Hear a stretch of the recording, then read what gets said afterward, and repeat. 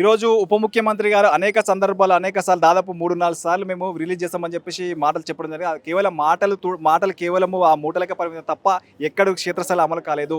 మీరేంటంటే ఈరోజు ప్రైవేటు కళాశాల యాజమాన్యాలు వాళ్ళు మేము సమ్మెకపోతాము, నిరవధిక బంద్ నిర్వహిస్తామని చెప్పేసి ప్రభుత్వానికి ఎక్కడ చెడ్డ పేరు వస్తుందో వాళ్ళు పిలిపించుకొని చర్చల పేరుతో కాలయాపన ప్రయత్నమే చేసే తప్ప ఎక్కడ కూడా రియంబర్స్మెంట్ నిధులు విడుదల చేసి విద్యార్థులకు న్యాయం చేసే పరిస్థితి ఎక్కడ కనిపించలేదు, ఎక్కడ చేయలేదు. కేవలం ఈ రాష్ట్రంలో ఉన్నటువంటి కాంగ్రెస్ ప్రభుత్వం మాటలు చెప్తాం తప్ప ఎక్కడ క్షేత్రస్థాయిలో అమలు చేయడం లేదు.